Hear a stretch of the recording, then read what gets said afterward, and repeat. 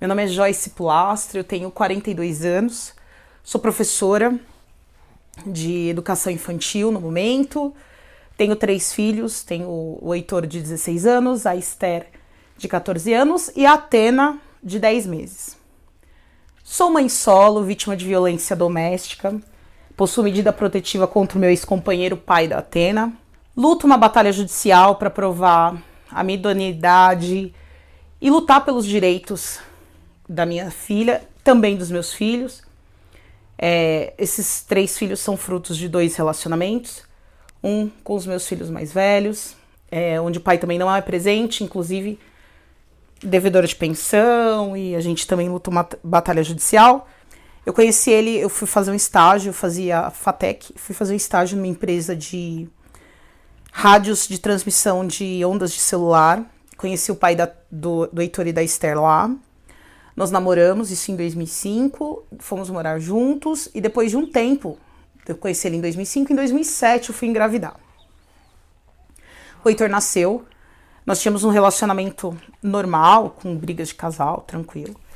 E o Heitor nasceu e ele era um homem muito tranquilo, um ótimo pai, um excelente pai. Tanto que eu ouvia muitas pessoas falarem assim pra mim, olha, o Bonito, ele é bem melhor pai do que você é mãe. Eu ouvi muito isso. Porque ele era um pai muito que dava banho, alimentava e tudo mais. Nosso relacionamento durou até o Heitor fazer um ano e meio. E eu tava grávida também. E a gente se separou, mas ele continuou sendo um bom pai, um pai presente, com o Heitor e tudo mais. A Esther nasceu, ele registrou a Esther tranquilamente, a gente teve um relacionamento bom com ele sendo um pai presente até a Esther fazer aproximadamente 7, 8 meses. Após esse período, ele engatou um relacionamento com uma pessoa e simplesmente subiu. Mas cumpria seus deveres de pai, né? Inclusive, ele que entrou na justiça para regulamentar a pensão e as visitas. Foi ele que fez todo esse processo. E aí, ele engatou um relacionamento e sumiu. E aí ele vinha uma vez por ano, uma vez a cada 2 anos, enfim. De 2019 para cá, 2019, 2020, foi a última vez que ele veio visitar os meninos, sempre com promessas de que vai voltar, de que ele não vai ser um pai tão ausente, mas ele acaba sendo, e desde então ele não paga pensão, desde 2019. E aí nós entramos na justiça com tudo regulamentado, aguardamos, ele foi citado, e agora ele tem um mandado de prisão. Por causa disso, desde junho de 2022. E o mandado de prisão dele saiu ano passado. Nunca foi preso. Nunca foi preso. Em média, pelo que eu vejo na internet, nesses lugares, demora um pouco essa prisão, salvo se o pai tem você consegue achar o pai ou você vai atrás. Nós estamos aguardando. Em média, demora uns 3 anos pro cara ser preso, né? Ele sempre é pego numa blitz ou no poupa-tempo. Nunca a polícia, efetivamente, que eu saiba, raramente pode ser, eu posso estar lendo engano. Eu acho que a polícia não investiga muito isso, assim. Eles ficam meio a Deus dará. O pai da Atena, eu conheci ele em 2020, na pandemia. O pai da Atena é um cara muito... Eu gostei muito do pai da Atena porque ele é um cara bem assim no meu estilo, né? Então ele é muito alto, ele é barbudo, ele é todo tatuado e tal. E eu fiquei muito encantada com isso. O pai da Atena é sommelier e enólogo. É um cara muito inteligente na área dele, fala muito bem, é um cara muito bem relacionado. E aí a gente iniciou esse relacionamento. Desde o início aí que tá, eles dão sinais e a gente não enxerga. É muito engraçado isso. Desde o início ele deu sinais de que alguma coisa estava errada, mas a gente, né, muito ciumento, queria atenção toda pra ele, né, e tudo mais. Me elogiava muito, que toda mulher sonhou. O pai da Atena, ele me tratava como a maioria das mulheres sonharam no início do relacionamento, né? Eu recebia flores, eu saía pra jantar, eu era endeusada, eu era linda, eu era maravilhosa, eu era perfeita, ele queria ter uma família comigo, e a gente foi morar junto. Moramos junto um tempo, não deu certo, separamos. Ficamos 9 meses afastados. Ele veio atrás de mim, e eu voltei com ele. Eu tava até namorando, ele acabou com o meu namoro. Ele foi atrás do meu ex-namorado pra, tipo, né? E aí terminamos, voltamos, fomos morar juntos na freguesia do Ó, na casa dele. E aí ele queria muito que eu engravidasse, ele queria muito que eu engravidasse, e ele nega isso veementemente pra todo mundo, mas meus filhos viam e todo mundo via. E eu engravidei da Atena depois de 14 anos. Ele também tem 2 filhos de outros relacionamentos. Eu engravidei, e aí com 5 meses de gravidez eu me separei dele por motivos de violência doméstica. Eu era muito agredida, eu era violentada, eu era... É foda falar isso, a gente revive, mas vamos lá. Eu sabia, eu tenho certeza absoluta que ele iria me matar. Quando eu tive essa certeza, um dia fui dormir com os meus filhos, ele me arrancou da cama, me puxando e me arrastando. Tava um frio do caramba, ele arrancou meus cobertores e meu travesseiro para que eu ficasse deitada no frio. Eu grávida. Meus filhos presenciaram isso. Então, assim, é uma situação muito difícil. E eu tinha muito medo de sair dessa situação de violência, com medo de não ter para onde ir. Eu fui me estruturando, juntando provas, ligações, guardando as conversas em nuvem, fazendo as ligações que ele me xingava, eu fui gravando, coisa que eu nunca me atentei a isso, para que eu pudesse provar que eu era vítima de violência doméstica, para que eu pudesse sair daquela situação e para que eu pudesse pedir ajuda para as pessoas próximas a mim. Quando eu saí, eu estava afastada por problemas na gestação, pelo INSS. Não, todo mundo sabe que o INSS tem demorado até ano para pagar, né? Eu fiquei 3 meses sem receber um tostão. 3 meses dependendo da ajuda dos amigos, dos familiares, e não teve poder público para me ajudar. Não teve assistência social para me auxiliar. Não tive, até hoje, eu não tive amparo psicológico. Eu tento ressignificar, através de conhecimentos que eu busco na internet, por exemplo, as situações que eu vivo. E até hoje, para mim, é muito difícil. Se eu não tivesse pessoas que olhassem para mim, que foi a minha família, minha amiga Gisele, que hoje assumiu, que é advogada, e hoje assumiu, minha melhor amiga, que assumiu o caso da Atena, e dos meus outros filhos, porque a Defensoria Pública... Eu entendo que a Defensoria Pública tem um volume imenso, mas é aí que entra o poder público. Cadê o meu direito à justiça? Entrei no dia 7 de julho, com pedido de alimentos gravídicos, sem salário, vivendo de favor. Eu sou professora concursada, aguardando o INSS me pagar. A Atena recebeu alimentos provisórios, alimentos gravídicos provisórios, porque ainda não saiu o DNA da Atena. A Atena vai fazer 1 ano daqui a algum tempo. Não saiu o pedido de DNA da Atena. A gente recebeu em março. Eu parei em novembro. Eu aguardei a justiça até março me dar alimentos provisórios gravídicos de urgência de julho a março. Entrei na defensoria, eu pedi o DNA, porque eu falei para a defensora que ele colocava em xeque a minha fidelidade. E foi verdade. Ele foi responder ao processo, ele foi ter conhecimento dos alimentos gravídicos por volta de janeiro. Em janeiro ele colocou prints de conversas minhas, solteira, com outros homens, falando que eu era infiel a ele. E era uma foto dele segurando o celular. As minhas provas foram feitas com prints, link de nuvem e QR Code. Para ele, bastou tirar 2 fotos de uma mão segurando o celular, que nitidamente poderia ser uma fraude, que ele foi ouvido pela justiça em menos de 20 dias.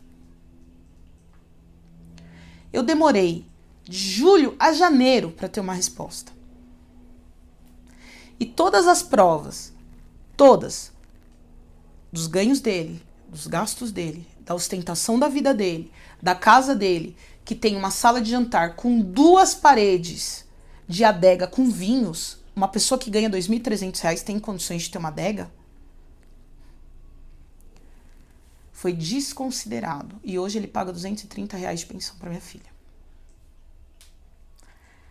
E aí eu digo, como que a gente pede para as mulheres saírem de situações de violência, de relacionamentos falidos, para elas passarem por isso? Cadê o poder público? Cadê as pessoas para olharem para essas mulheres?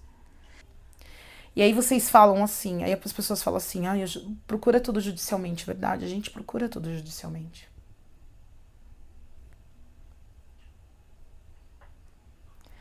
E aí hoje eu trabalho em 12 horas por dia para sustentar 3 filhos, que eu não fiz sozinha. Hoje eu me esforço para dar o melhor. Dormiu. Para dar o melhor. Sendo que é uma responsabilidade que não é só minha, né? Em nenhum deles, uma vez, queria contar um episódio que eu passei na Defensoria Pública procurando direito dos mais velhos, né? O cara que trabalhava no fórum, na Defensoria Pública, na Defensoria Pública de Itaquera, que foi a primeira vez, isso há uns 10 anos atrás. Ele disse assim pra mim, eu falei, nossa, como demora, né? A gente ia conseguir agendar. Daí ele me respondeu desse jeito, se as mulheres pensassem melhor para quem elas abrem as pernas, talvez elas não precisassem procurar um serviço desse. Eu era casada com o pai dos meus filhos. E mesmo se não fosse, é isso que a gente passa. E eu não tô aqui. Eu tô com os 3, eu nunca abandonei os 3. E eu não vou desistir deles. Mas é muito difícil. O julgamento das outras pessoas, das outras mulheres. O descaso do poder público. O descaso da pessoa do Ministério Público, que às vezes não olha o seu processo. O descaso da sociedade em relação às mães solos. O descaso dos empregadores, das prefeituras, dos governos em relação à parentalidade. Eles não olham para as mães com olho de carinho.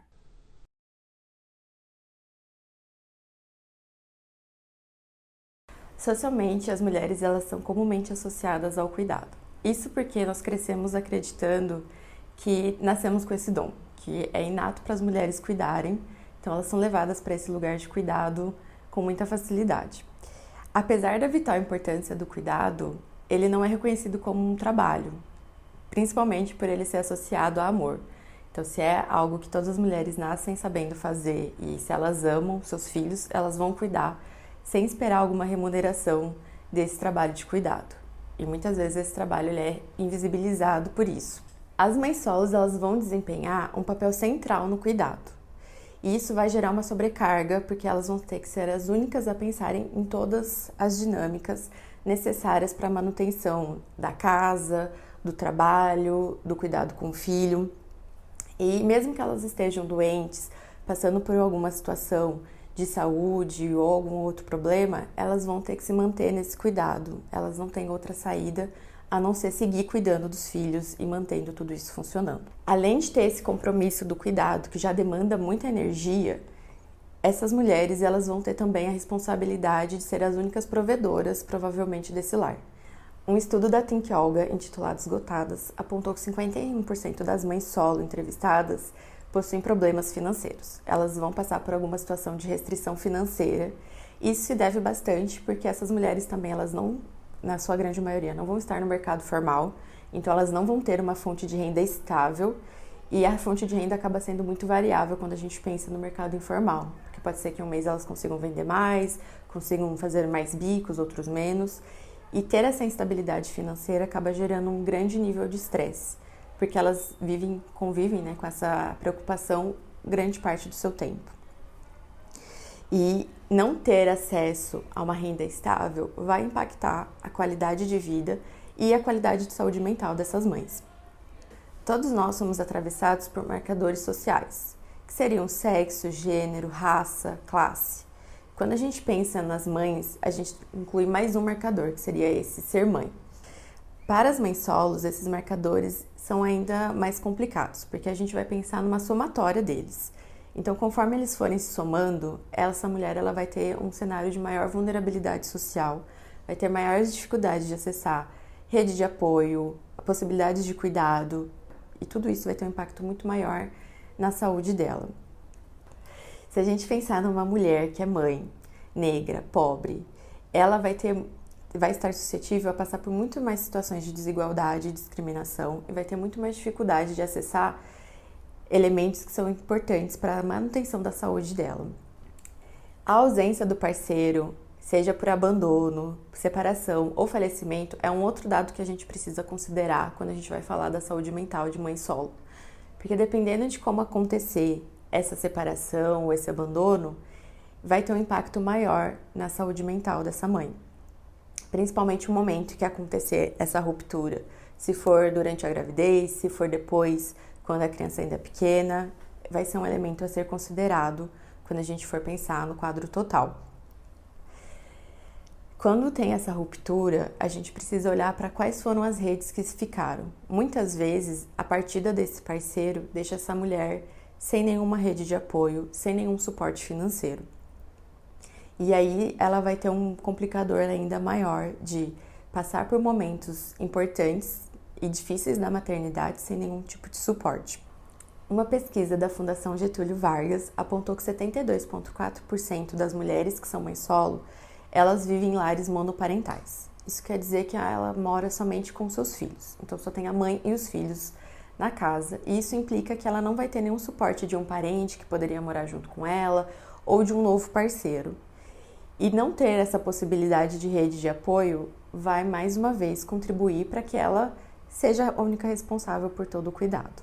Então ela poderia ter algum familiar que contribuiria para olhar o filho enquanto ela vai trabalhar ou vai fazer um mercado, e não ter essa possibilidade aumenta o nível de sobrecarga. Então, quando a gente pensa nessa realidade das mães solos, é óbvio que vai ter um grande impacto na sua saúde mental. Seria impossível elas passarem por tudo isso e seguirem bem, porque raramente elas vão ter um tempo para cuidar de si mesmas. Então, elas muitas vezes não têm tempo para lazer, para hobbies, para atividades físicas, e elas dedicam grande parte do seu tempo para as atividades de cuidado e de manutenção desse lar. Por estarem à frente desse lar e serem as únicas responsáveis, elas vão se cobrar muito mais. Então existe uma grande cobrança para que elas consigam dar conta de todas as demandas, tanto as demandas que os filhos trazem, de algum cuidado, mas também as demandas de organização da casa, de gestão desse lar, de também serem boas mães, né? Então entregarem também um cuidado afetivo e emocional para além do cuidado doméstico.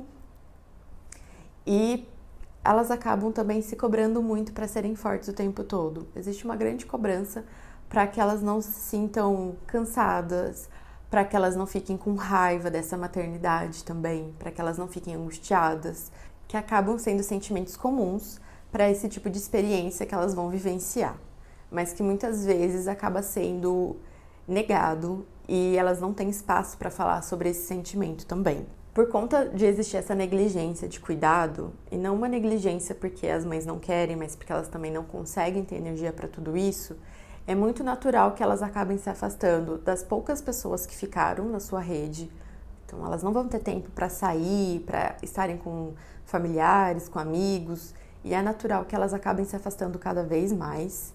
Por isso elas vão vivenciar um nível maior de solidão, de tristeza, de angústia, de irritabilidade por estarem sempre tão preocupadas e sobrecarregadas, de sobrecarga também emocional, física, exaustão física, porque também vai existir uma grande demanda de atividades a serem realizadas, então não sabemos como vai ser o trabalho dessa mãe, pode ser que tenha um trabalho que deixe ela exausta ao final do dia e ainda assim ela tenha que dar conta de uma casa, dos cuidados com o filho, e por isso vai existir a chance de acontecer uma sobrecarga no seu corpo fisicamente, que aumenta as chances dela ficar doente, mas não existe muito espaço para que essa mãe possa cuidar de si mesma, mesmo quando ela ficar doente.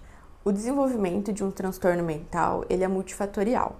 Então, vários aspectos vão contribuir para que aconteça o desenvolvimento de um transtorno.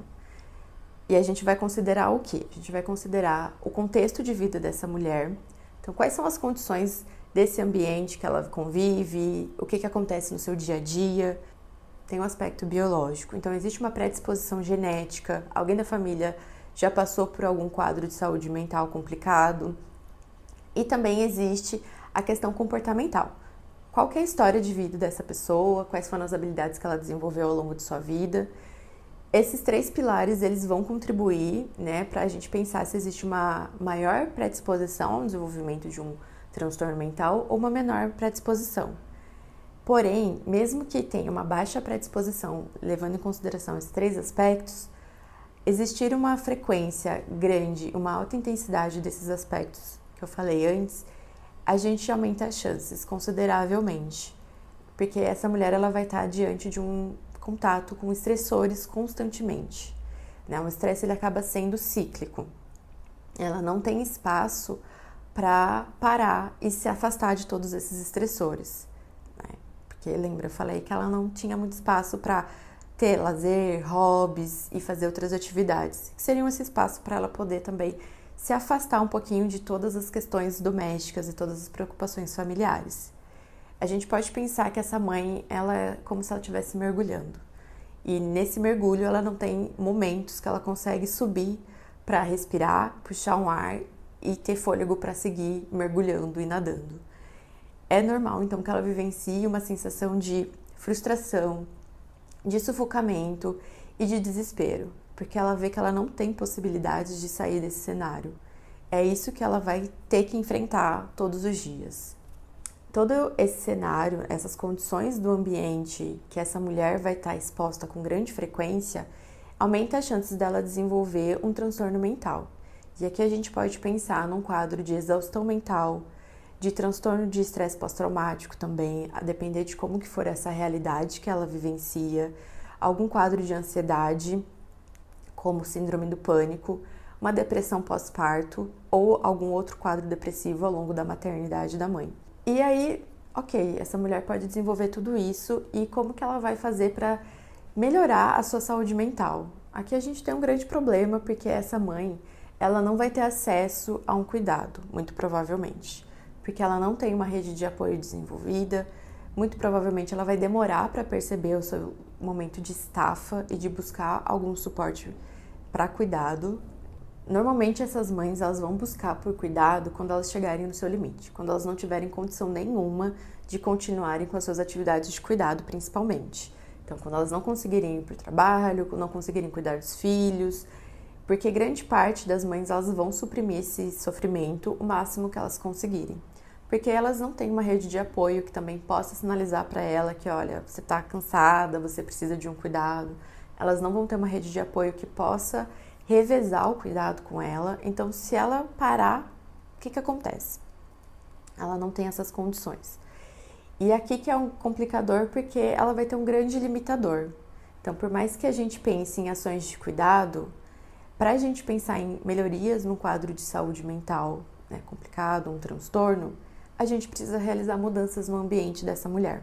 Quando a gente pensa na medicação, ela vai desempenhar um papel importante nesse processo de cuidado e de estabilização do quadro da mãe, né, desse transtorno, mas a medicação ela não vai fazer tudo. A medicação ela vai ajudar em estabilizar o humor, em diminuir alguns desconfortos físicos, em proporcionar também um nível maior, talvez, de energia, para ela conseguir voltar a fazer algumas atividades. Mas se a gente não mudar o contexto, essa medicação vai ficar ali por um tempo indeterminado. E acaba sendo tampar o sol com a peneira, porque a gente resolve momentaneamente o problema, mas a gente não resolveu de fato o problema, porque essa mãe vai continuar se sentindo sobrecarregada. A medicação não vai resolver a sobrecarga dela, vai ajudar com que ela lide com os seus desconfortos, né? Diminua a intensidade desses desconfortos e desse sofrimento. Mas para que a gente possa pensar numa melhora duradoura e que realmente se estabilize a médio e longo prazo, é importante ter outras alterações. E isso não vai ser possível se a mãe ficar sozinha. Para que a gente consiga pensar nessas mudanças, é importante que ela consiga desenvolver uma rede de apoio, que os profissionais que atenderem essa mulher, que eles possam ser sensíveis e escutarem, né? Muitas vezes, por não ter rede de apoio, elas não têm ninguém com quem elas possam desabafar, alguém que possa escutar realmente o que ela está passando, alguém que possa acolher. E muitas vezes o profissional de saúde vai ser o único que essa mãe vai conseguir expor o que ela está passando, como que ela está se sentindo. Então é essencial que exista um acolhimento nesse espaço quando ela buscar por algum tratamento. E aí a gente pensar nessas estratégias também de suporte social. Então muitas vezes buscar alguns espaços coletivos, que essa mãe possa também proporcionar para si mesma um tempo de descanso, o que é muito raro, mas que talvez possa ser facilitado caso ela consiga ir construindo a sua rede de apoio aos poucos.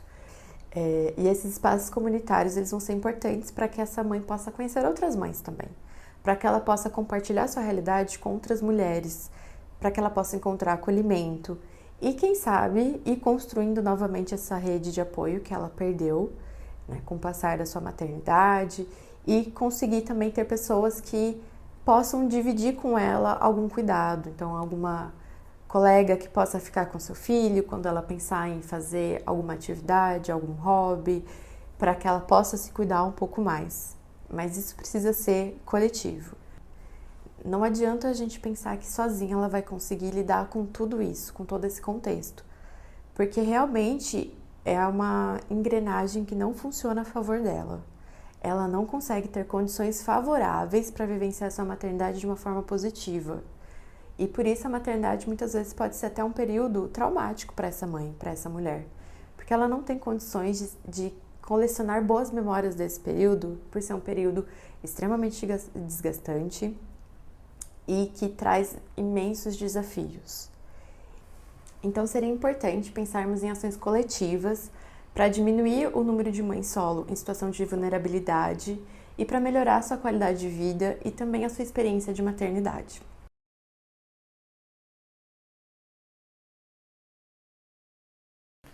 Meu nome é Bárbara, tenho 28 anos, tenho 2 filhos, um casal. Atualmente eu trabalho com call center, vendas em telemarketing. Já trabalhei algumas vezes nessa mesma área, eu me sinto bem, eu gosto de trabalhar com vendas, principalmente quando tem a comissão, né, que dá pra gente tirar uma moedinha a mais.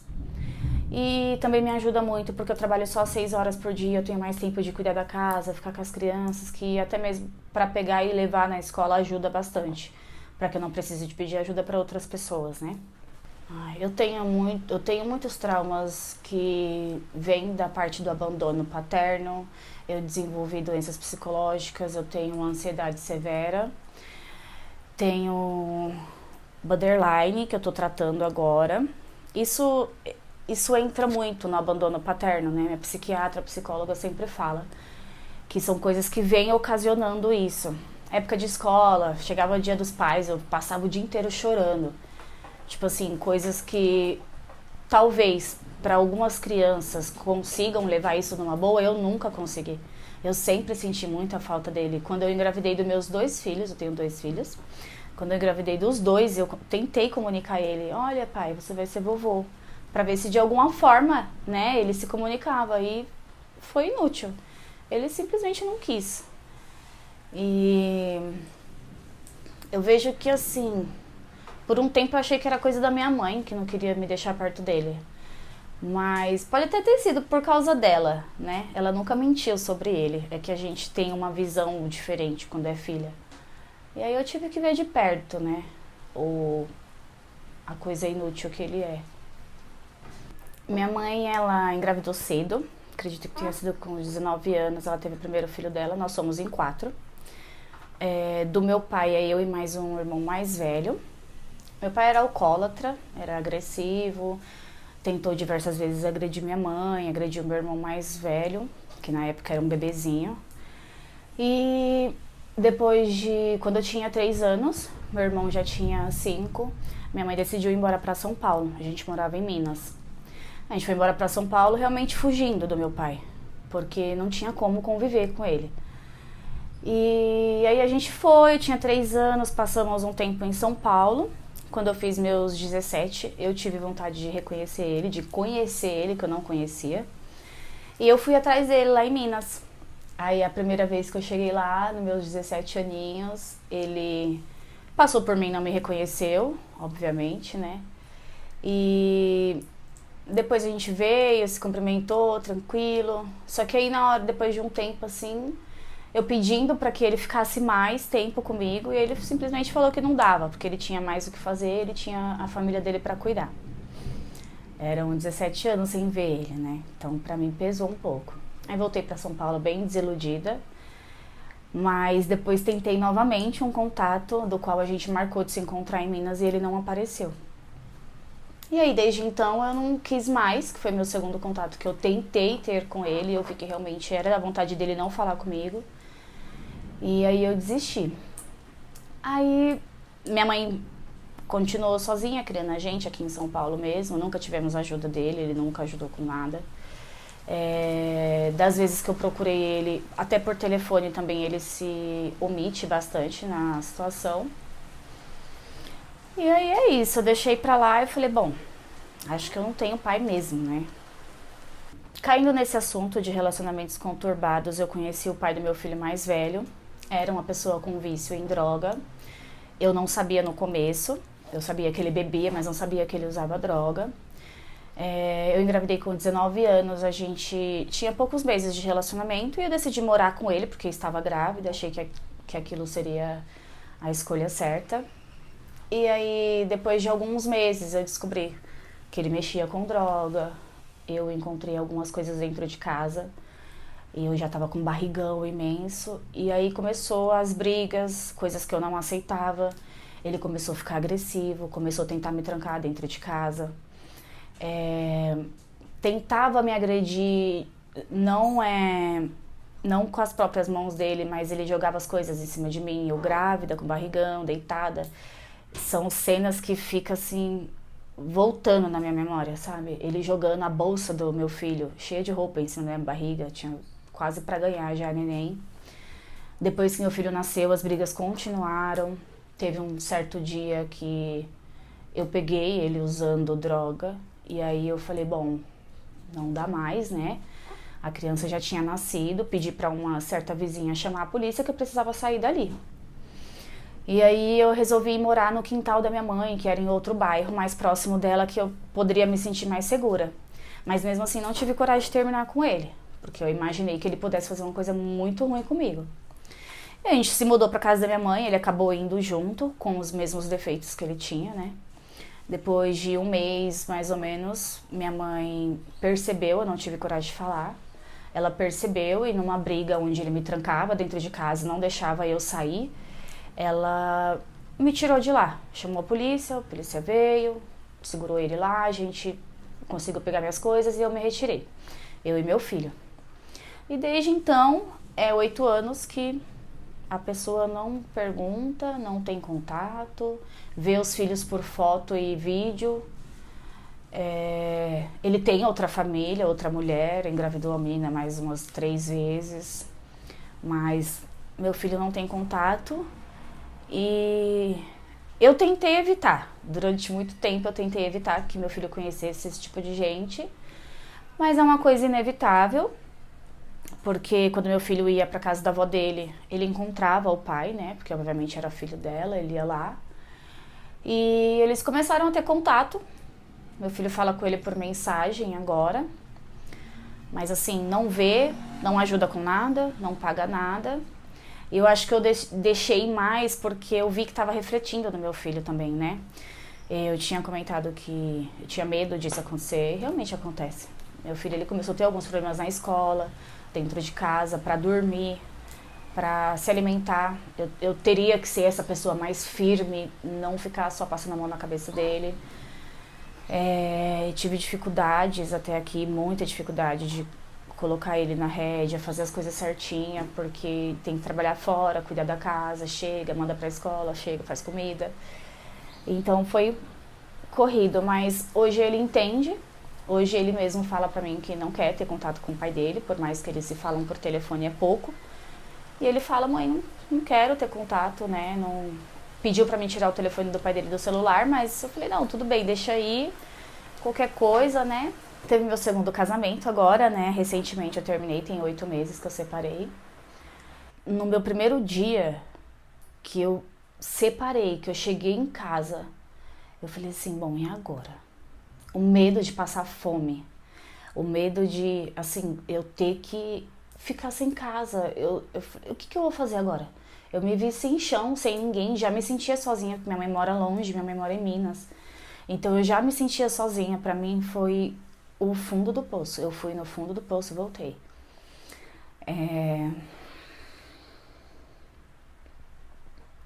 Eu tive a ajuda de algumas amigas, né, que me lembrava de comer, levantar da cama, trabalhar, que eram coisas que eu não queria fazer de jeito nenhum, porque eu não sabia como prosseguir dali. Tipo assim, ele foi embora com o armário vazio, as crianças eu tinha que trabalhar, as crianças ficavam sozinhas. Eu falei, meu Deus, eu vou ter que parar de trabalhar, vou ter que ir embora pra Minas, vou ter que morar em outro lugar, o que eu vou fazer? Aí eu tive esse auxílio das meninas, não, calma, não é o fim do mundo, né? Vamos lá, levanta, vamos trabalhar. Fui trabalhar diversas vezes chorando, chegava lá, tinha que voltar pra casa, porque não tinha como atender os clientes daquele jeito. Mas era mais o desespero de não saber o que fazer. Porque dentro da relação eu era muito dependente dele, emocionalmente. Muito, muito. Depois quando eu me dei conta de que eu tava obcecada pela pessoa, a gente separou. Deixei essa dependência emocional de lado e falei pra ele, né, que não dava mais. Ele também já tinha decidido que não dava mais, só eu não sabia. Então foi tranquilo, não precisei chamar a polícia. Igual da primeira vez, igual muitos outros casos. A gente sofre, mas não é o fim do mundo, né? Melhor viver em paz do que num relacionamento abusivo com uma pessoa a vida inteira te colocando pra baixo, te humilhando, te desprezando, falando que você não é nada, que você não pode nada, que você não consegue nada. Muito conteúdo que eu fazia antes, eu parei de fazer porque eu fui muito criticada por pessoa que deveria me apoiar, que estava do meu lado, que deveria me ensinar pelo menos, já que sabia tanto. E não foi o que aconteceu. A gente hoje em dia não se fala muito, né? Minha filha, ela fica na casa da avó dele, tem um bom contato com o pai, ela, mas eu e ele a gente não se fala muito. Ele tá seguindo a vida dele, eu tenho a sensação de que eu parei a minha, mas eu tenho motivos, que são as crianças, eu não posso sair daí curtindo como se fosse uma pessoa solteira, livre, leve e solta, né? Como os pais fazem. Não, eles nunca pagaram pensão. O meu primeiro casamento, ele separou, tem 8 anos que ele não ajuda com nada. Nada mesmo. Nem dinheiro pro menino cortar o cabelo ele não dá. Eu falo pra ele, por que você não pega o menino agora que você tá falando com ele, né? Pega, leva ele pra cortar o cabelo, vai no shopping tomar um sorvete. Não tem como. O pai da minha filha mais nova, ele ajuda com compras, mas não me dá o dinheiro na minha mão, porque ele acha que eu vou pra praia torrar o dinheiro dele e colocar silicone. Mas ele faz compras, né? Ele dá o que comer e tá tudo bem. Porque se não for isso, ele não vai ajudar com nada. Então, enquanto não sai o pedido de pensão, a gente vai aceitando. Sim, o primeiro já está na justiça, o primeiro já está com pedido de prisão, mas o oficial não acha o pai dele, né? Porque é muito fácil ele chegar no endereço e a própria pessoa falar que não tem ninguém com esse nome lá. E o segundo agora ele também tá na justiça, mas teve esse recesso, então a gente tá esperando voltar. Ele sabe que eu abri o processo, ele sabe que tá já a caminho. Ele fala que vai ajudar, só não dá o dinheiro, né? Tem que ser do jeito dele. Se for só com comida, pra ele tá ótimo. Hoje em dia eu não quero mais ninguém na minha casa. Eu acho que minha casa é só pra mim e pros meus filhos mesmo. Porque pra juntar os panos é complicado. A gente nunca conhece a pessoa muito bem. Você pode viver 10 anos com a pessoa, você não vai conhecer ela.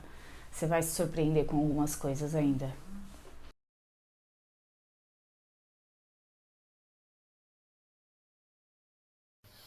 Bom, então vamos lá.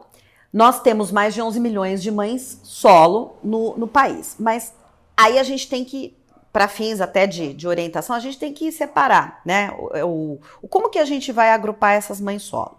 Nós temos aquelas que são mães solo porque tiveram os filhos e os genitores sequer reconheceram esses filhos no registro.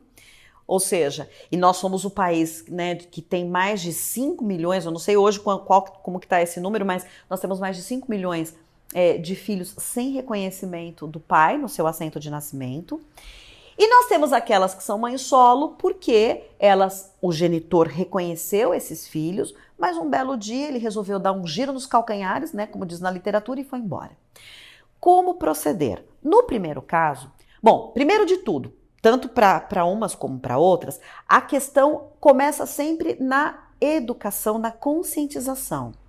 Porque muitas, e eu já ouvi isso, né? Muitas falam assim, eu tô conseguindo criar sozinha, então eu não preciso dele, então eu faço, eu aconteço, às vezes com um sacrifício monstruoso dela e dos filhos. O sacrifício material, o sacrifício da saúde, um sacrifício realmente bastante gigantesco. E ela não é um escorpião amarelo, né? Que teve o filho por partenogênese. Então, esse genitor que tem lá o seu nome no assento de nascimento do filho, qual é a primeira maneira ou qual é a situação de primeira que seria aqui colocada? A questão dos alimentos. Quando a mãe diz, eu consigo criar sozinha, às vezes com um sacrifício enorme, provavelmente esta mãe, ela abdica do direito do filho de solicitar alimentos para esse pai. Acontece que, juridicamente, enquanto não tem fixação judicial, ou seja, enquanto não tem lá uma decisão de um juiz que diz, tem que pagar alimentos e vai ser X, os alimentos, eles constituem uma obrigação moral. Você, em tese, tem que pagar alimentos para o seu filho, você tem que sustentar o seu filho, porque é seu filho. Mas é uma obrigação moral. O que significa isso? Significa que ela não tem como ser executada sob pena de prisão ou sob pena de penhora. Então, um primeiro mecanismo muito importante é a própria ação de alimentos. A propositura de ação de alimentos que está isenta de taxas e que, mas a ação pode demorar bastante tempo. Sim, mas quando a mulher, né, quando a criança representada pela mãe, ela propõe essa ação de alimentos, a primeira decisão é uma liminar. Fixação de alimentos provisórios. Se a ação vai demorar 1 ano, 2 anos, 3 anos, esses alimentos provisórios eles já estão fixados desde o início. E se o cara não pagar? Se o cara não pagar, pode até ser que de momento ela não execute, mas o fato de ter a fixação judicial, se ela daqui vários e vários anos o cara nunca pagou, ela quiser executar, ela pode. Mas e a prescrição? Não tem. Né? Não tem a prescrição, porque enquanto a pessoa for menor de idade submetida à autoridade parental, não corre prescrição. Então, mesmo que ela não pretenda executar, o fixar os alimentos para o filho é uma providência base. Né? E o direito de convivência? A pessoa pensa, não, tô em paz. Então, a questão do direito de convivência, estabelecimento do direito de convivência, que também é um direito do filho, é uma outra provisão que a lei traz, né? E que aí é possível, né, fazer uma progressão de convívio, é possível. Se a gente está falando de um pai que simplesmente desapareceu, provavelmente ele nem tem esse interesse, né? Mas ele não tem o interesse e, eventualmente, ele não vai se vincular afetivamente a esse filho, mas o dever material de sustento do filho ele tem. Inclusive, né, conforme a situação, sob pena de abandono material. Porque o abandono material é crime, né? Para essa primeira situação, então, de filhos que são reconhecidos. A segunda situação de filhos que não são reconhecidos. São aqueles que os pais, os genitores, né? Genitor, né? Não é pai, porque pai é aquele que está ali cuidando, né? Ele tem o filho, mas sumiu. Para esse caso, o primeiro passo de tudo é promover a ação de investigação de paternidade cumulada com alimentos. Por quê? Porque se não tem o registro, não tem como estabelecer juridicamente o dever, né? É pai, então tem que pagar os alimentos. Não tem como estabelecer. primeiro precisa estabelecer o vínculo. E para estabelecer o vínculo é a ação de investigação de paternidade, que já vai cumulada com os alimentos, né? Então, quando ela é julgada, aí na sentença retroage a data que a pessoa foi citada e a partir dali tem-se o dever alimentar, né? Se a gravidez aconteceu, essa pessoa vai ter o bebê, ela tem o bebê, é uma informação importante também, né? Ela precisa já partir para a investigação de paternidade? Não. Existe o mecanismo da pessoa mãe, né? Quando ela vai fazer o registro do filho, ela informa, o pai é fulano de tal. E o cartório de registro civil vai convidar essa pessoa a comparecer para dizer, e aí, queridão, você é pai ou não é pai? Se ele reconhecer que é pai, ele está fazendo um reconhecimento voluntário. Nem tão voluntário assim, né? Porque eu não estava lá, né? Mas ele vai fazer um reconhecimento voluntário da paternidade. Caso ele não faça, aí já acontece o encaminhamento da ação de investigação de paternidade.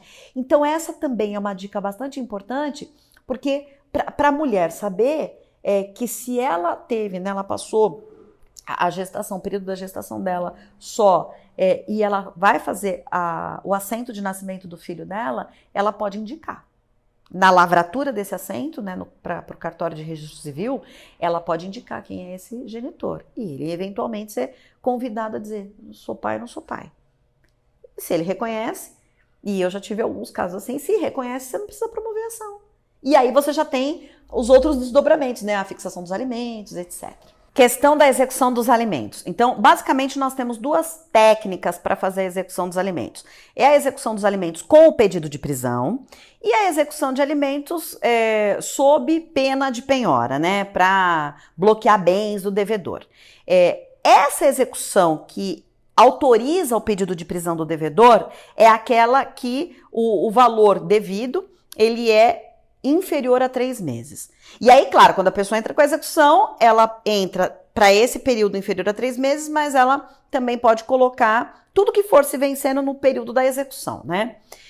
E tem se admitido, há julgado inclusive do STJ, o que a meu ver está corretíssimo, que você possa usar duas técnicas numa mesma execução. Ou seja, o processo é um só, execução, mas você vai usar para os 3 últimos meses e aqueles que se forem vencendo conforme a demanda, o pedido de prisão, que é uma forma de incentivar que esse devedor pague, e se houver período anterior, você vai por pena de penhora, pena de bloqueio de bens. Uma informação aqui que é importante saber é que se a pessoa é menor de idade, está submetida à autoridade parental, ou seja, é menor de 18, não foi emancipado, não existe, isso tem que ficar muito claro, não existe prescrição. Porque a gente ouve assim, faz mais de 2 anos já prescreveu. Então, depende, né? Depende do quê? Depende de quem é se alimentando, de quem é o que deve receber os alimentos. Porque se a criança tem, por exemplo, 2 anos, tinha 2 anos quando foram fixados judicialmente os alimentos, ela está com 16, esse pai nunca pagou. Mas, por acaso, agora ele está numa situação financeira fantástica. Qual é o período que esse filho de 16 pode executar? Todo. O quê? Os 14 anos? Os 14 anos. Porque existe aí uma causa que obstaculiza a fluência do prazo prescricional. Então, ele pode executar todo o período. Eu já tive situações de ter executado literalmente a vida, praticamente, quando a pessoa estava lá com os seus quase 19 anos. E o pai nunca pagou. E vivia uma vida na babesca. Agora, como é que funciona essa questão da prisão? Quando a gente tem a decretação de prisão, a ordem do juízo, ela vai para uma central de mandado, né? E aí, esse mandado está na rua para ser cumprido. Muitas vezes, esse mandado demora para ser cumprido. E o que fazer a esse respeito? Uma vez que o mandado esteja cumprido, ele já está na rua. Então, se essa pessoa, ela não tem como ela ficar fiscalizando, né? Olha, tem como auxiliar, né? Por exemplo, ela sabe do paradeiro do cara, ou a pessoa tem um horário para chegar, um horário para sair, para ela dar essas informações, essa prisão ela vai acontecer sem data, né? Sem definição. Eventualmente pode não acontecer? Eventualmente até pode não acontecer. Por quê? Porque depende daqueles que estão cumprindo esse mandado na rua, né? Então, isso é o que às vezes dificulta ou dá aquela sensação para quem recebe, né, ou para quem deveria receber os alimentos, de que, essa pessoa aí não vai, isso aí não vai dar em nada. Mas, aquela situação, por exemplo, de que a pessoa recebe um mandado, uma ordem lá, que vem por oficial de justiça, e ela própria atende e diz, não, fulano não tá. Como evitar esse tipo de situação? Tem devedores e devedores, né? Tem devedores de alimentos que a gente sabe que foi por uma questão pontual, a pessoa teve uma dificuldade pontual por um período. E tem aqueles que são recalcitrantes, aqueles cuja profissão é ser devedor. Para esses casos, o que a gente faz? A gente sempre orienta, né? Acompanhe o cumprimento de mandado. Acompanhe o cumprimento do mandado. Mas é possível acompanhar? Sim. Eu tive há muitos e muitos anos atrás uma situação que envolvia, era um médico de um hospital renomado, mas ele era, assim, useiro e vezeiro de escapar. O que nós fizemos? Nós pedimos para acompanhar a intimação dele. Porque aí, né, já com a fotinho da pessoa, né? Essa aqui é a pessoa, tá? Porque aí ele não tinha como fugir, não tinha como escapar. É que muitas vezes essas ações, elas tramitam sob patrocínio da Defensoria Pública ou de advogados que atuam, né, por convênio com a Defensoria. E o volume de processos que se tem é muito grande. Então, nem sempre se consegue dar essa atenção individualizada. Então, aí o que a parte pode fazer é monitorar aquele que tem que tomar as providências com informações. Eu estou sabendo que ele está trabalhando X horário, tal, em tal lugar, que é para poder pegar a pessoa ali, né? Numa citação, por exemplo, para fazer a citação por hora certa. O que é a citação por hora certa? O que o oficial de justiça vai cumprir, tendo havido já uma tentativa de ocultação, marcando hora. Então, seguinte, fulano não tá, sabe-se que a pessoa mora ali, ela tem que voltar para tomar banho, dormir, etc. Mas nunca tá. Sábado, domingo, feriado, nunca. Então faz assim, tem a tentativa de ocultação, diga pro fulano que voltarei X dias, X hora. E aí vai fazer a citação, que a gente chama de citação por hora certa. Se ele vai receber ou não, aí já não é problema, né, daquele que fez o ato, né? E esse pedido é possível ser feito e deve ser feito toda vez que a gente sabe que existe uma tentativa de ocultação para não ser citado.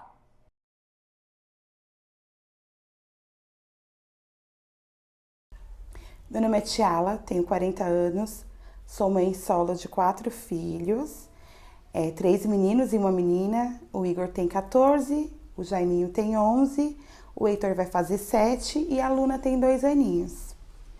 Eu fui casada com o pai do Igor e do Jaime durante 7 anos e o nascimento deles, assim, eu sempre fui louca, né, para ser mãe, eu era apaixonada com criança.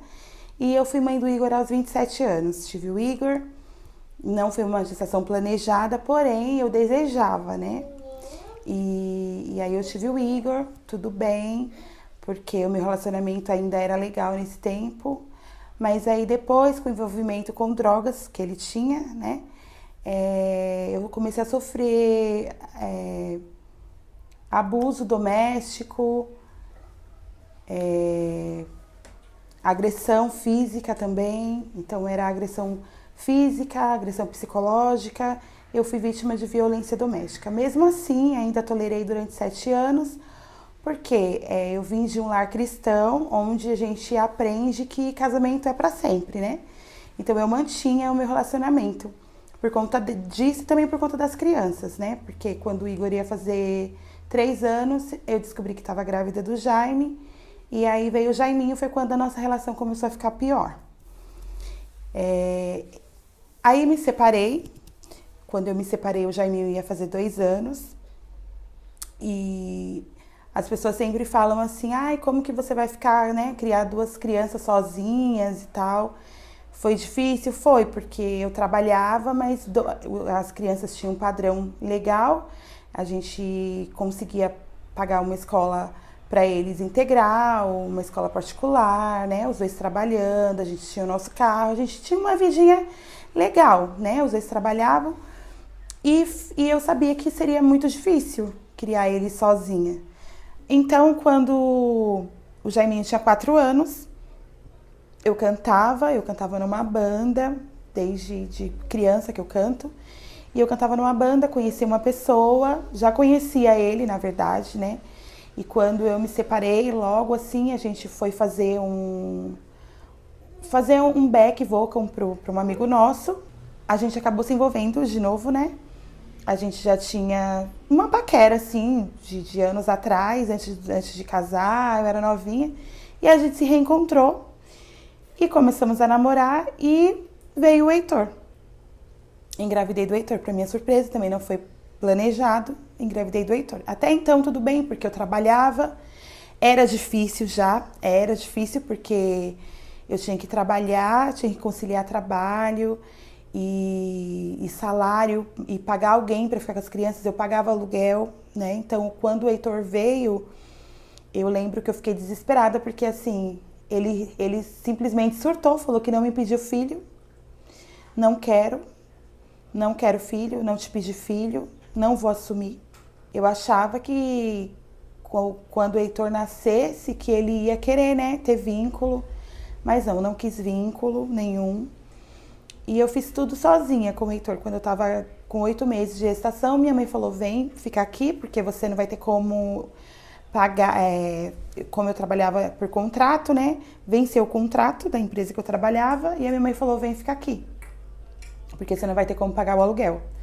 E aí eu fui pra casa da minha mãe, que me frustrou bastante, porque voltar pra casa com 3 crianças, né, a gente já tá acostumado com o nosso cantinho, com as nossas coisas, criança bagunça, né, tem tudo isso. Mas a minha mãe me acolheu, graças a Deus. Aí eu tive o Heitor e comecei a não consegui mais um trabalho fixo, porque eu pensava muito assim, eles precisam de mim.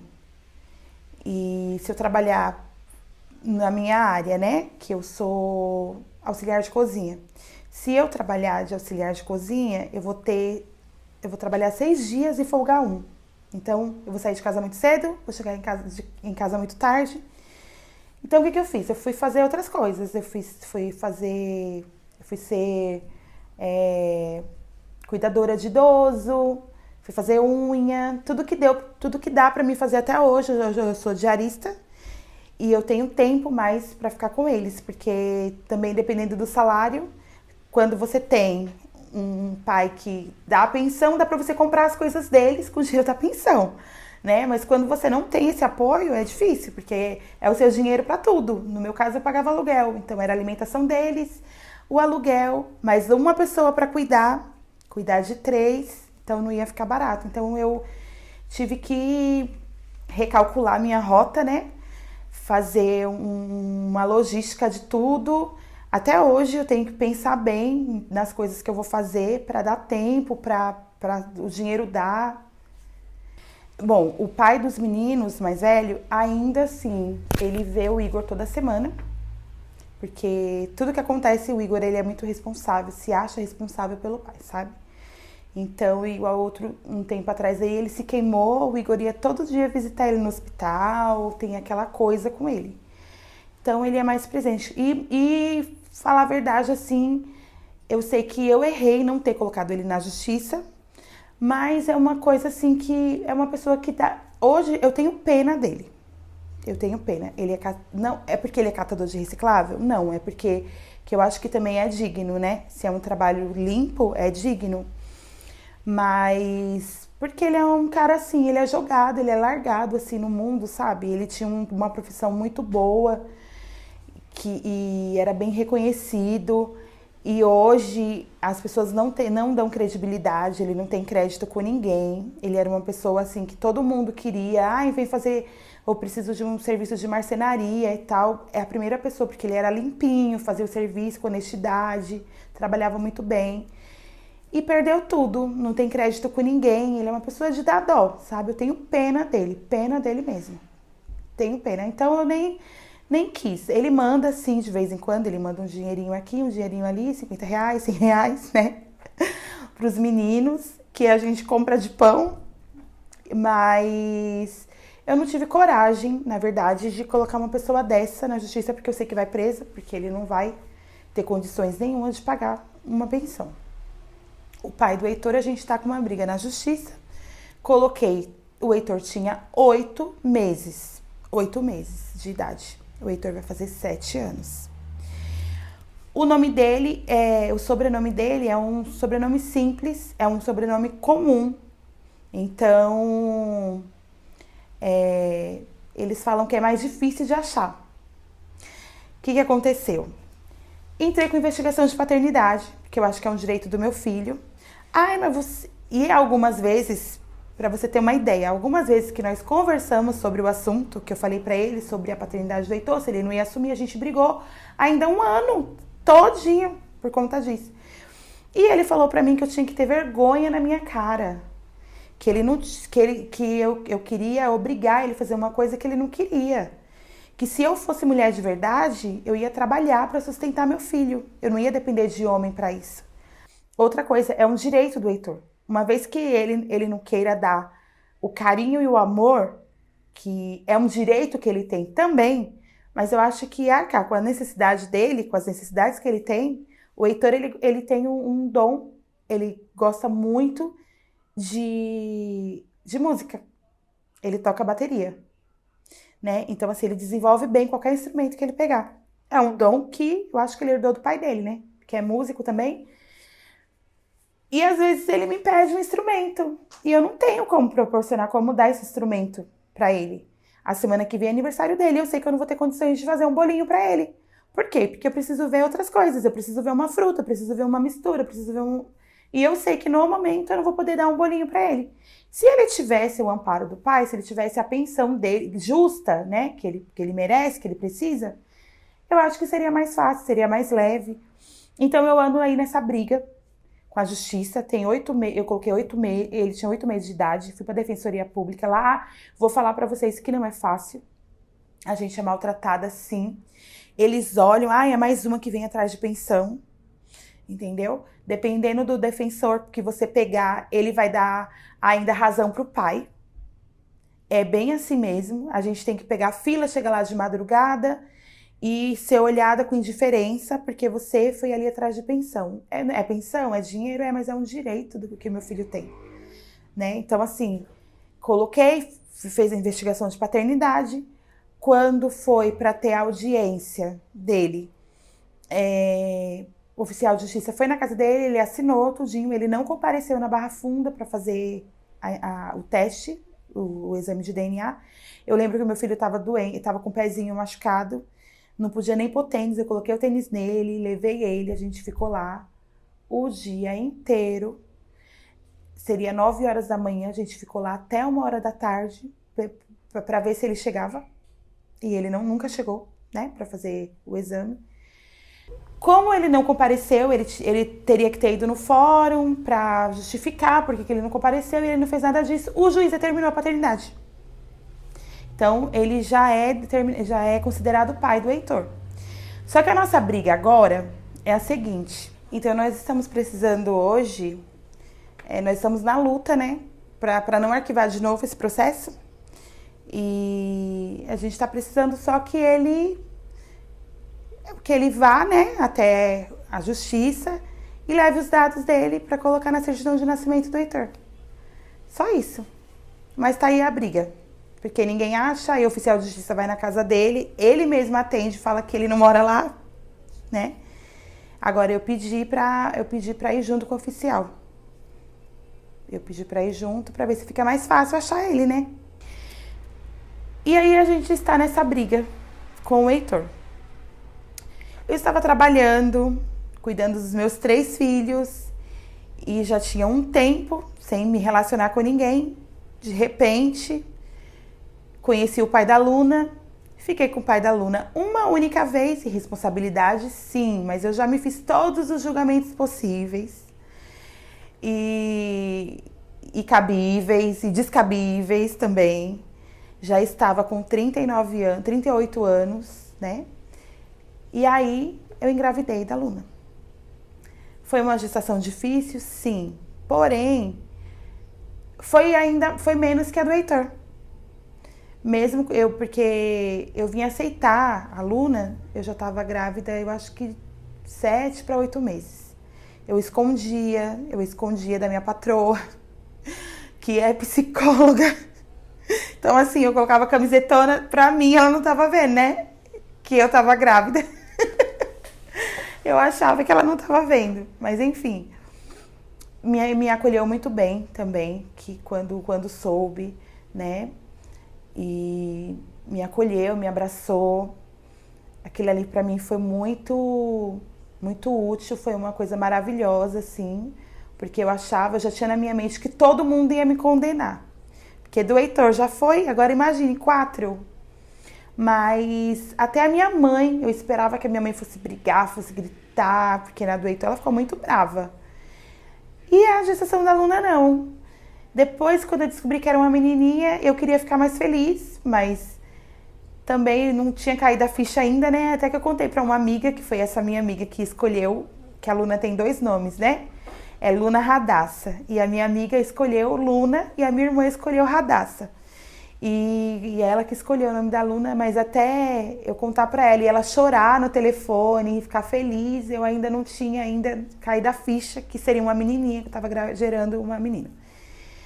Mas quando eu soube que estava grávida, voltando um pouquinho, eu entrei em contato com o pai dela, porque eu saí com o pai dela uma vez só. E aí eu não quis mais contato. E aí eu peguei o número dele, mandei mensagem, quero conversar com você, mas eu acho que meu tom de voz, fez ele ficar com medo. Ele falou, não estou em São Paulo.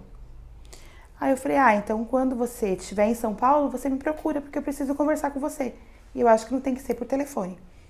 Ele falou assim, já que dá pra esperar, né?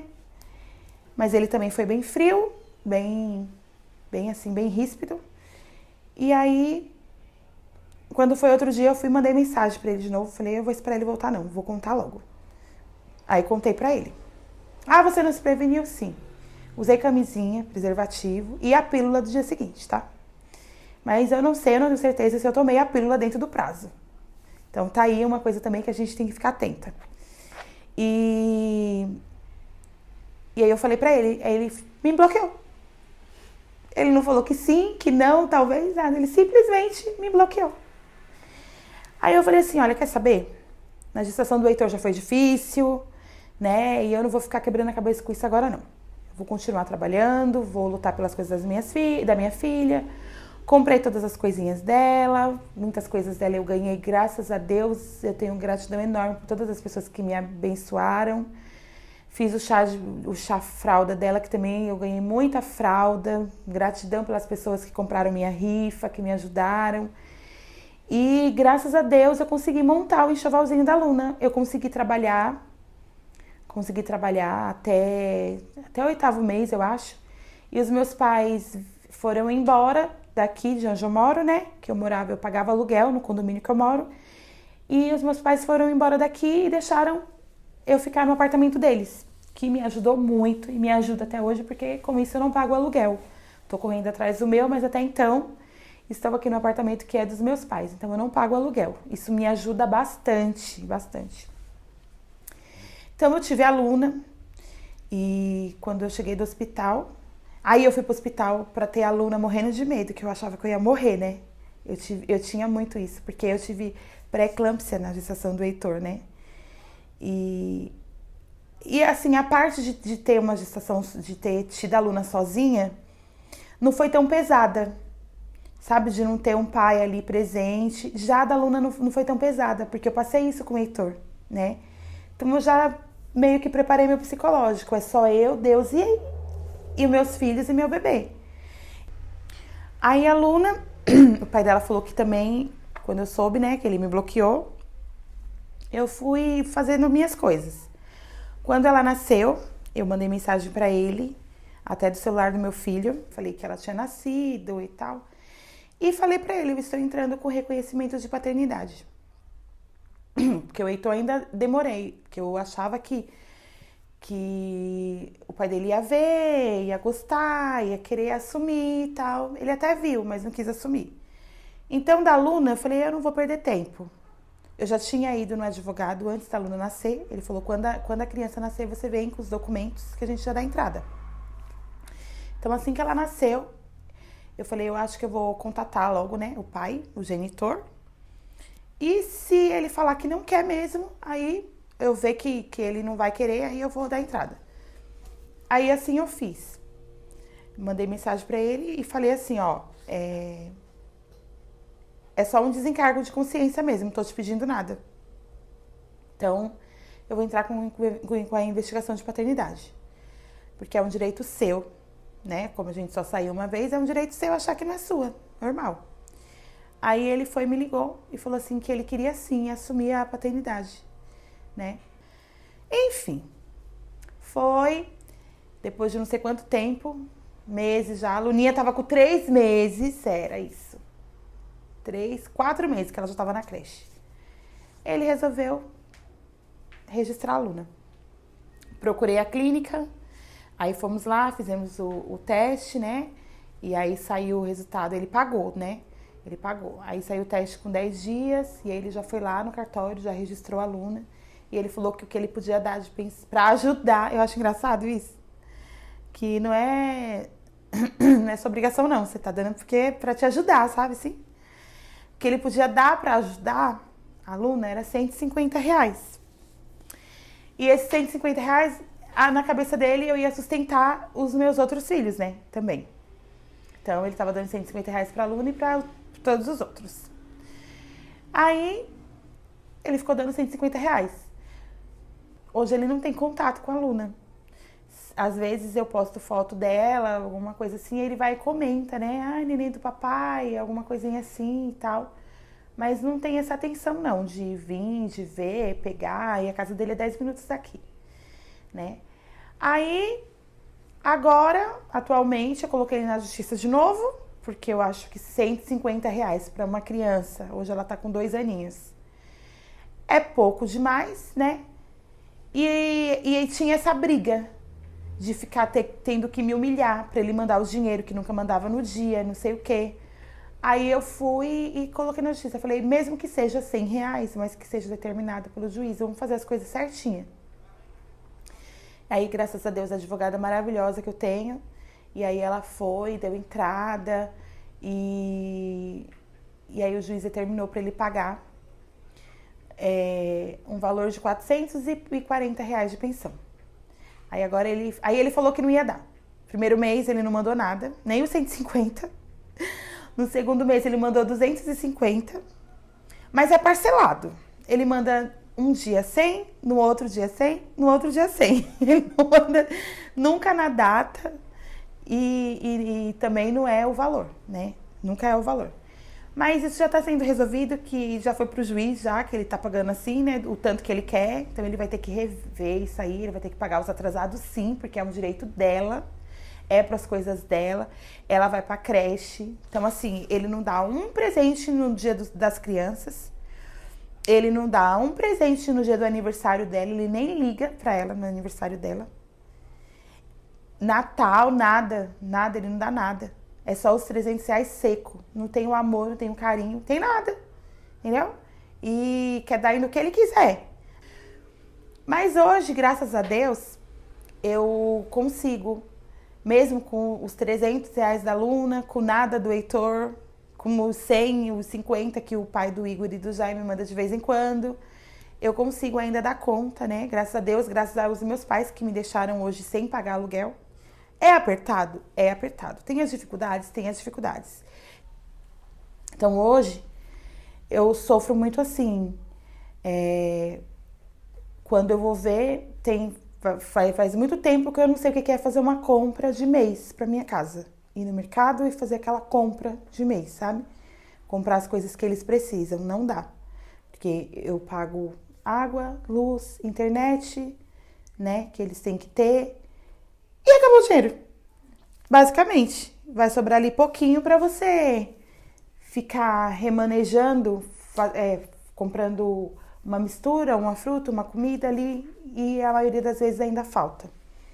Então, assim, eu sinto falta de ter alguém comigo, mas, sabe, A minha maior dificuldade hoje é ser sozinha. Em várias questões. Tem a questão da educação, a educação sexual, por exemplo, né? O Igor tá com 14 anos, alguns assuntos que eu preciso abordar com ele, mas eu sou mulher, às vezes eu não tenho coragem, tenho vergonha, então tem várias coisas assim nesse sentido, né? Tem outras orientações que a gente também quer passar e não consegue. Eu me sinto muito sobrecarregada às vezes. Nesses momentos que eu fico no meu quarto sozinha, me isolo, tranco a porta. Já tive crise de depressões, tanto é que eu peguei uma alergia na cabeça, não é uma alergia, foi por conta uma reação, né, do próprio organismo, que saiu feridas na minha cabeça, minava a água, eu passava o pano assim, era água, que minava da minha cabeça, eu tive que tomar antibióticos, mas era por conta do estresse.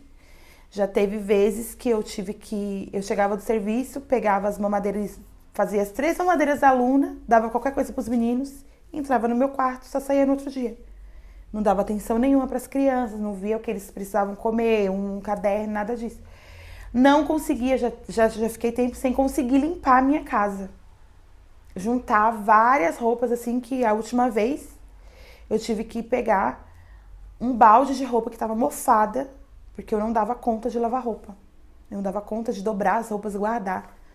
Então, assim, era o cansaço físico, era o cansaço mental. Eu via as coisas para fazer, eu não tinha coragem de fazer, não tinha força para fazer e ânimo. E aí eu me trancava, eu entrava dentro do quarto dos meninos para arrumar, saía correndo, chorando. Mas aí você é porca, você não faz as coisas porque não quer, você tá com preguiça, entendeu? Eu evitava trazer pessoas na minha casa porque eu não conseguia manter. Mas era um cansaço físico, um cansaço mental terrível. Já passei dias, noites, ainda passo às vezes, sem dormir, pensando no que eu vou fazer amanhã. Né? Não vou ter dinheiro para comprar pão, como é que vai ser? E eu não posso falar para ninguém, porque é um problema meu.